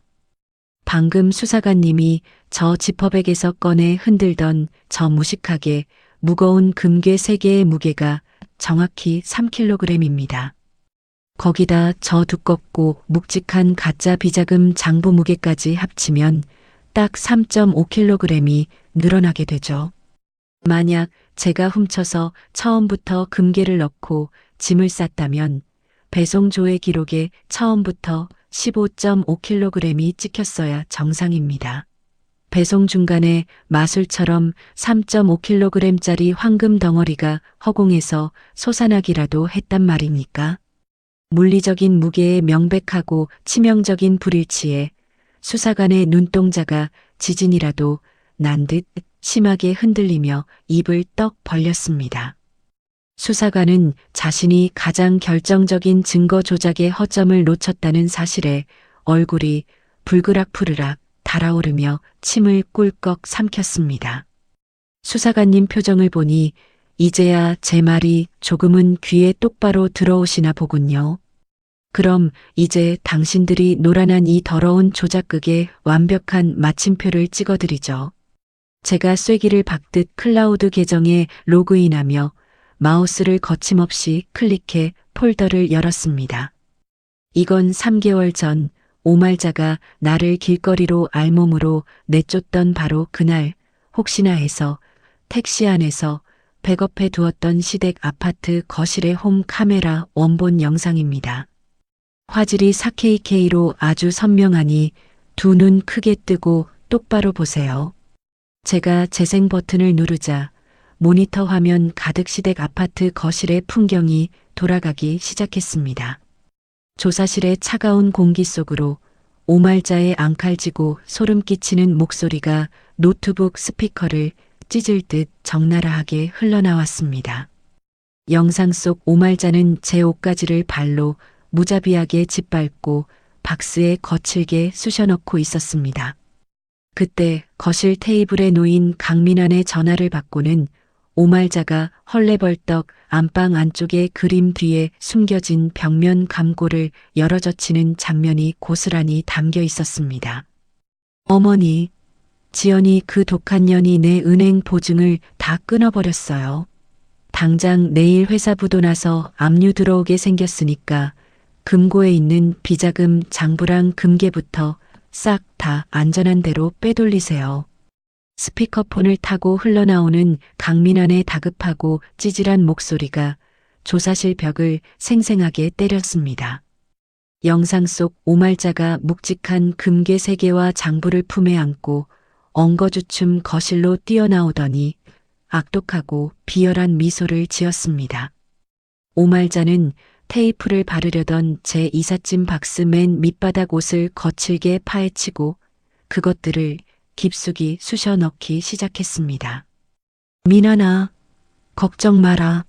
이 금괴랑 장부, 내가 은지연이 짐박스 밑바닥에 완벽하게 숨겨서 그년 친정으로 붙여버리마. 이러면 나중에 은지연이 횡령죄 다 뒤집어 쓰고 감옥 가고 뺏긴 재산까지 우리가 다 토해내게 만들 수 있어. 오말자가 박스 테이프를 북북 뜯어 바르며 미친 듯이 낄낄거리는 소리가 끔찍하고 선명하게 울려 퍼졌습니다. 영상 속에서 폭포수처럼 쏟아지는 입 빼도 박도 못하는 완벽한 시청각 증거 앞에서 저를 흉악범으로 몰아붙이던 수사관은 경악하며 입을 떡 벌린 채 도라르방처럼 완전히 굳어버렸습니다. 수사관님, 이제 누가 진짜 도둑질을 하고 악랄하게 증거를 조작했는지 두 눈으로 똑똑히 확인하셨죠? 저 장부를 쓴 필적과 금괴에 묻은 지문, 당장 오말자와 강민환의 것과 일치하는지 과학수사대에 넘겨 정밀 대조해 주십시오. 제가 노트북 모니터를 소리나게 탁 덮으며 서늘한 목소리로 강력하게 요구했습니다. 상황이 180도 완전히 뒤집혔음을 뼈저리게 직감한 수사관은 얼굴이 부끄러움과 분노로 붉게 달아오르며 황급히 자리에서 벌떡 일어났습니다. 은지연 씨, 제가 정말 경찰 생활 10년에 씻을 수 없는 큰 실수를 할 뻔했습니다. 지금 당장 옆 조사실로 넘어가서 저 쓰레기 같은 인간들 무고 혐의 현행범으로 당장 체포하겠습니다. 수사관이 허리에 권총 벨트를 고쳐 매며 굵고 다급한 목소리로 대답하고는 쟁걸음으로 문을 향해 나갔습니다. 저는 팔짱을 낀 채 수사관의 뒤를 여유롭게 따라 나서며 그들의 처참하고 바닥을 기는 몰락을 두 눈으로 직접 감상할 완벽한 준비를 마쳤습니다. 옆 조사실의 철문을 쾅 하고 부서질 듯 박차고 들어간 수사관이 기고만장하게 앉아있던 오말자와 강민환의 면상 앞까지 제 노트북 화면을 거칠게 들이밀었습니다. 당신들 이 더러운 영상 뭐야? 며느리가 금괴를 훔쳤다더니 당신들이 직접 박스에 쑤셔넣고 낄낄거리는 이 끔찍한 영상은 도대체 뭐냐고. 수사관이 성난 야생사자처럼 포효하며 오말자 앞에 철제 책상을 군화발로 거칠게 걷어찼습니다. 자신의 치밀했던 범행이 만천하에 적나라하게 드러난 고화질 영상을 확인한 오말자는 얼굴이 백지장처럼 하얗게 질리더니 다리에 힘이 쫙 풀려 바닥으로 털썩 쓰러졌습니다. 아이고, 저게 왜 저기에 찍혀 있어? 내가 쫓아내기 전에 카메라 전원 다 뽑았는데. 민환아, 이거 우리가 저 독사 같은 년한테 다 독박 쓰게 생겼다. 오말자가 쉰 목소리로 비명을 지르며 차가운 조사실 바닥을 손톱이 빠지도록 박박 긁었습니다. 강민환은 영상 속 자신의 음흉하고 찌질한 목소리를 듣자마자 눈동자가 미친 듯이 사방으로 흔들리더니 살기 위해 제 어미를 향해 무자비한 이빨을 짐승처럼 드러냈습니다. 형사님, 이거 다 우리 엄마가 돈에 눈이 멀어서 늙은 노망이 나가지고 혼자 꾸민 짓입니다. 저는 그냥 어머니랑 전화 통화만 했을 뿐이고 금괴를 박스에 숨겨서 택배로 붙인 건 다 이 미친 노인네라고요. 저랑은 아무 상관없습니다. 강민환이 오말자의 어깨를 매몰차게 팍 밀치며 눈을 부릅뜨고 핏대를 세워 악을 썼습니다. 이 천하의 몹쓸 호로새끼야. 네가 부도난다고 당장 빼돌리라고 시켜서 내가 숨긴 건데 어디서 애미한테 죄를 다 뒤집어 씌우려고 들어. 내가 널 어떻게 입혀서 키웠는데 이 쓰레기 같은 놈아. 오말자가 배신감에 눈이 완전히 뒤집혀 짐승처럼 으르렁거리며 강민환의 머리채를 사정없이 움켜쥐고 악다구니를 쓰며 달려들었습니다. 두 모자는 경찰서 조사실 먼지 구덩이 바닥에서 서로에게 죄를 떠넘기며 바닥을 뒹굴고 얼굴을 핥히고 머리채를 뜯는 가장 추악하고 더러운 난투극을 벌였습니다. 수사관은 그 짐승 같은 꼴을 혐오스럽게 내려다보며 허리춤에서 수갑 2개를 거칠게 뽑아들었습니다. 오말자, 강민환, 당신들 두 사람을 무고죄 및 증거 조작, 특가법상 횡령 혐의로 지금 이 자리에서 긴급 체포한다. 변호사를 선임할 수 있고 변명할 기회는 감방에 가서 실컷 해. 수사관이 발버둥 치며 서로를 물어뜯는 두 사람의 손목을 뒤로 꺾어 차가운 수갑을 철컥철컥 거칠게 채우며 매섭게 밀한다 원칙을 읊었습니다. 저는 바닥에 엎드려 짐승처럼 울부짖는 그들의 턱을 치켜들고 한심하게 내려다보며 차가운 멸시의 웃음을 던져주고는 뒤도 돌아보지 않고 당당하게 조사실을 빠져나왔습니다. 경찰서 자동문이 열리자마자 쏟아지는 기자들의 카메라 플래시는 마치 제 완벽한 승리를 알리는 화려한 축포 같았습니다. 수갑을 차고 질질 끌려 나온 오말자와 강민환의 처참한 몰골은 그날 저녁 모든 뉴스의 메인 헤드라인을 장식하며 전국으로 퍼져나갔습니다. 저를 향해 악의적인 손가락질을 해대던 동네 맘카페와 부녀회의 여론은 시댁의 끔찍하고 파렴치한 자작극이 만천하에 드러나자 180도 뒤집혀 저를 향한 동정과 시댁을 향한 분노로 들끓었습니다. 친정엄마의 병실 앞을 가로막고 오물을 던지던 사람들은 쥐구멍이라도 숨은 듯 흔적도 없이 사라졌고 저는 마침내 마음의 평화를 되찾고 억울한 누명을 깨끗하게 씻어냈습니다. 그로부터 반년이라는 시간이 강물처럼 빠르게 흘렀습니다. 가을의 쓸쓸한 낙엽이 모두 지고 이제는 제법 포근한 봄바람이 코끝을 스치는 어느 맑고 눈부신 날이었습니다. 지루하고 끈질겼던 수사와 법정 공방 끝에 드디어 특정경제범죄법상 횡령, 배임, 그리고 저를 올가매려 했던 악랄한 무고와 명예훼손 혐의가 모두 하나로 병합된 오말자와 강민환의 최종 선고 공판이 열렸습니다. 저는 맞춤 정장을 아주 깔끔하고 우아하게 차려입고 법원 방청석 맨 앞줄에 허리를 꼿꼿하게 펴고 앉았습니다. 피고인석으로 무거운 발걸음을 옮기며 걸어 나오는 두 사람을 저는 서늘하고 감정 없는 눈빛으로 주시했습니다. 녹색 수의를 입고 초췌한 몰골로 나란히 선 오말자와 강민환은 불과 1년 전 저를 길거리로 알몸으로 내쫓으며 떵떵거리던 그 기고만장했던 모습은 온데간데 없었습니다. 강민환은 덥수룩하게 자란 수염에 눈밑이 시커멓게 파여 병자처럼 보였고 오말자는 수위가 헐렁할 정도로 비쩍 말라백발이 성성한 노파가 되어 있었습니다. 법정 안에는 엄숙하고 숨막히는 무거운 침묵이 흐르는 가운데 중년의 판사가 안경을 고쳐 쓰고 엄격한 표정으로 판결문을 읽어내려가기 시작했습니다. 피고인 강민환은 회사 자금을 장기간에 걸쳐 유흥비로 횡령하고 배임을 저지른 것도 모자라 그 무거운 죄를 자신의 전처에게 완벽하게 뒤집어 씌우기 위해 모친인 오말자와 공모하여 치밀하게 잔거를 조작했습니다. 피고인 오말자 역시 며느리인 피해자의 이삿짐 박스 밑바닥에 금괴와 비밀 장부를 몰래 숨겨 무고를 주도한 바 그 죄질이 매우 불량하고 짐승과 다름없습니다. 반성의 기미가 전혀 없으며 무고한 가족을 파렴치한 범죄의 희생양으로 삼아 사회적 매장을 시도한 점을 들어 중형이 불가피합니다.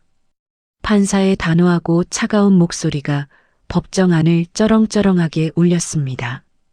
강민환은 다리가 풀린 듯 피고인석 나무 의자를 두 손으로 간신히 붙잡고 헉헉거리며 숨을 헐떡였고 오말자는 사시나무 떨듯 몸을 떨며 두 손을 모아쥐고 판사석을 향해 애원하듯 미친 듯이 고개를 조아렸습니다. 이에 주문을 낭독합니다. 피고인 강민환에게 징역 7년을 선고한다. 피고인 오말자에게 징역 5년을 선고한다. 탕, 탕, 탕. 판사의 나무 망치 소리 3번이 법정에 무겁게 떨어짐과 동시에 강민환은 그 자리에 털썩 주저앉아 짐승처럼 끔찍하게 오열했습니다. 판사님, 제가 잘못했습니다. 제가 잠깐 돈에 미쳐서 돌았었습니다. 7년은 저한테 사형 선고나 다름없습니다. 너무 가혹합니다.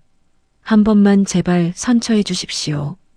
오말자 역시 무릎이 푹 꺾이며 차가운 법정 바닥에 나뒹굴었고 방청석 맨 앞줄에 차가운 표정으로 앉아있는 저를 발견하고는 수갑찬 두 손을 비비며 처절하게 울부짖었습니다. 며느리야, 지연아, 내가 정말 잘못했다. 이 늙고 병든 시어미가 돈에 눈이 멀어서 잠깐 짐승처럼 미쳤었나? 보다 내가 한 번만 우리 콩가루 집안 사돈어른 병실 찾아가서 싹싹 빌 테니 제발 탄원서 한 장만 써다오. 내가 이 늙은 나이에 5년을 그 좁고 찬 감방에서 살면 뼈가 삭아서 죽어나간다. 제발 나 좀 불쌍하게 여겨 살려다오.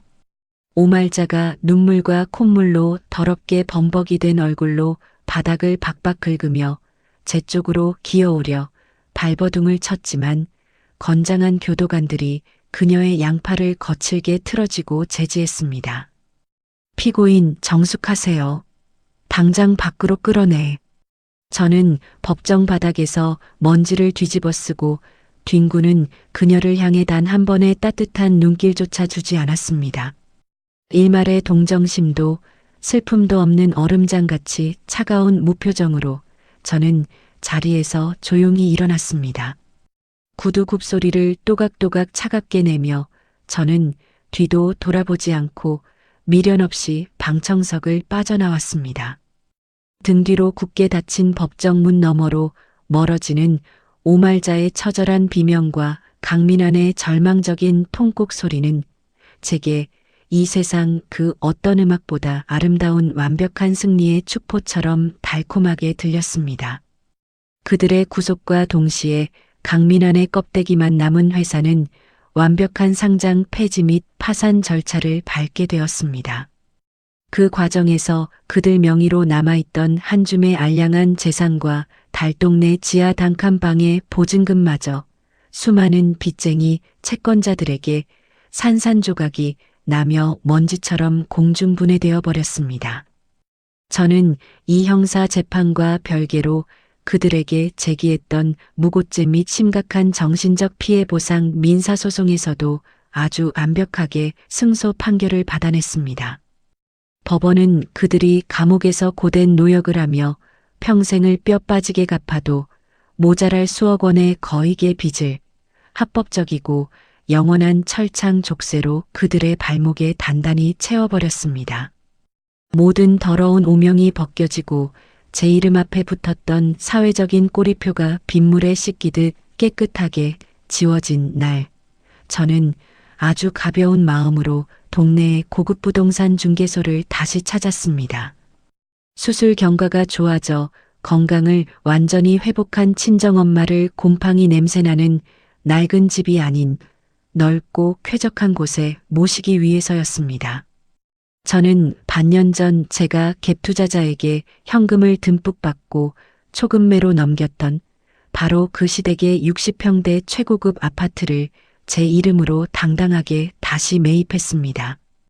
이삿짐 센터 직원들이 최고급 수입 가구들을 새롭게 세팅하고 친정엄마와 함께 짐을 풀며 웃음꽃을 피우던 평화로운 오후였습니다. 아파트 현관문 밖에서 웅성거리는 사람들의 소리가 들려 문을 열어보니 과거 저를 손가락질하며 친정집 담벼락에 썩은 계란을 던졌던 아파트 부녀회장과 동네 얌체 친척들이 쭈뼛거리며 서 있었습니다.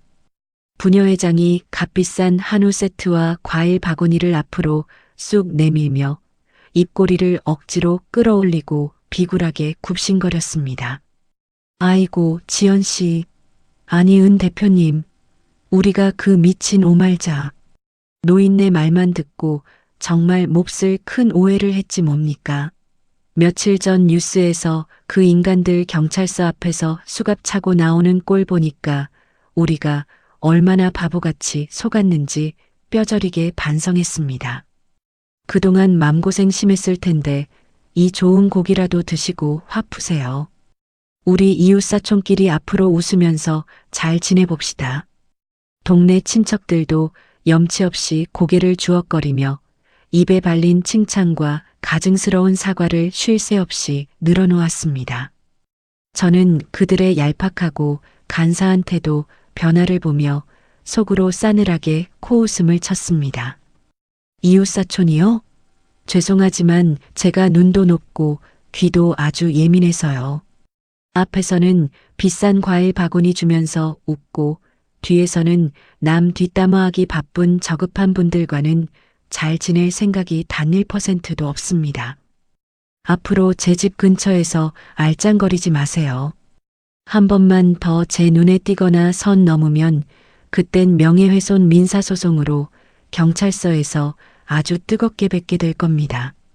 저는 서늘하고 경멸 어린 눈빛으로 부녀회장을 위아래로 훑어보고는 과일 바구니를 벌레 보듯 거들떠보지도 않은 채 현관문을 보란 듯이 쾅 하고 거칠게 닫아버렸습니다.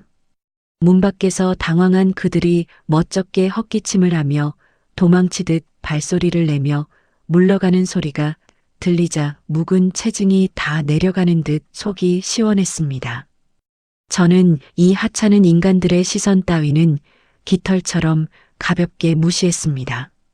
저는 제 본업으로 돌아가 동네에서 가장 번화하고 비싼 최고급 상권에 제 이름 석자를 내건 대형 인테리어 쇼룸 오픈 준비에 박차를 가했습니다.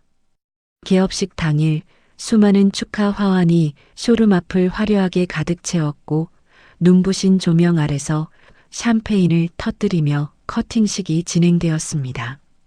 저의 억울했던 누명과 시댁을 짓밟은 통쾌한 복수국이 지역사회에 전설처럼 널리 퍼지면서 저를 취재하기 위해 수많은 지역 신문 기자들과 잡지사 에디터들이 쇼룸으로 벌떼처럼 몰려들었습니다.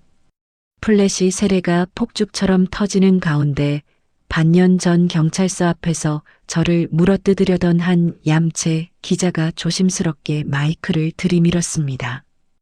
은 대표님, 억울한 횡령 누명을 멋지게 벗으시고 이렇게 크고 화려한 사업을 성공적으로 시작하셨는데 지금 감옥에 수감되어 있는 전 시어머니와 남편에게 전하고 싶은 속 시원한 말씀이 있으십니까? 저는 쇼룸의 화려한 샹들리에 불빛을 당당하게 등지고 서서 세상에서 가장 우아하고 아름다운 미소를 지으며 기자들의 카메라 렌즈를 정면으로 응시했습니다. 제 머릿속에는 5년 전 제가 식모처럼 짐 취급을 받으며 알몸으로 내쫓기던 날 오말자가 인터폰 너머로 쏟아냈던 그 끔찍한 폭언이 선명하게 스쳐 지나갔습니다. 전하고 싶은 말이요? 네, 제 기사에 아주 굵고 자극적인 헤드라인으로 이 말을 꼭 실어주시길 바랍니다. 제 전 시어머니가 과거에 저를 보고 천박하고 가난한 콩가루 집안이라며 멸시하고 짐을 길거리에 내던졌었죠. 그런데 결국 돈에 미쳐서 며느리 짐 속에 금괴를 쑤셔넣고 제 살 깎아먹다 더럽게 감옥에 간 건 바로 가쪽이었습니다. 이제 세상 천지 사람들이 다 알게 되었습니다. 누가 진짜 돈에 미치고 썩어 문드러진 천박한 콩가루 집안인지 말입니다. 덕분에 제 안에 맺혀있던 10년 묵은 체증이 싹 다 내려갔습니다. 제 뼈 있는 사이다 같은 한마디에 기자들은 환호성과 감탄사를 터뜨리며 카메라 셔터를 쉴 새 없이 눌러댔습니다. 그날 밤 성황리에 쇼룸 개업식을 마친 저는 건물 전체의 화려한 불을 모두 끄고 조용한 옥상 테라스로 홀로 올라갔습니다. 시내에 반짝이는 수많은 야경이 한눈에 내려다 보이는 펜트하우스 난간에 기대어 저는 최고급 빈티지 레드 와인이 담긴 와인잔을 천천히 우아하게 흔들었습니다. 서늘하고 상쾌한 밤 공기를 가슴 깊은 곳까지 들이마시며 저는 제 인생을 시궁창으로 억지로 밀어 넣으려 했던 오말자와 간민환이 지금쯤 좁고 차가운 독방에서 쥐새끼처럼 웅크린 채 겪고 있을 끔찍한 절망의 무게를 기분 좋게 상상했습니다. 저는 허공을 향해 와인잔을 가볍게 들어 올리고는 달콤한 와인을 단숨에 목으로 넘겼습니다. 더 이상 억눌리고 시댁의 갑질에 헌신만 하던 바보 같은 식모 며느리나 누군가의 억울한 희생양인 아내는 이 세상에 영원히 존재하지 않았습니다. 오직 스스로의 힘으로 지옥 같은 구렁텅이에서 살아 돌아와 가장 찬란하고 끔찍한 금융복수를 완벽하게 완성한 은지연이라는 자랑스러운 이름만이 어둠 속에서 빛나고 있었습니다. 저는 빈 와인잔을 난간에 내려놓고 당당하고 깃털처럼 가벼운 발걸음으로 눈부신 제 미래를 향해 힘차게 걸음을 내디뎠습니다. 여러분, 자신이 파놓은 끔찍한 덫에 걸려들어 완벽하게 파멸을 맞이한 시댁 식구들의 결말, 속이 뻥 뚫리셨나요? 남의 눈에 피눈물 나게 하면 결국 자신은 더 깊은 지옥불에 떨어진다는 평범한 진리를 그들은 차가운 감방 바닥에서 뼈저리게 느끼고 있을 것입니다. 오랜 시간 저를 짓누르던 며느리라는 무거운 촉새를 끊어내고 이제는 오롯이 저 은지연의 이름으로 제2의 멋진 인생을 살아가려 합니다. 여러분의 삶에도 저처럼 통쾌하고 가슴 뻥 뚫리는 기분 좋은 일들만 가득하시기를 진심으로 응원합니다. 이야기를 끝까지 들어주신 분이 계시다면 잘 들었다고 댓글 하나만 남겨주세요. 감사합니다.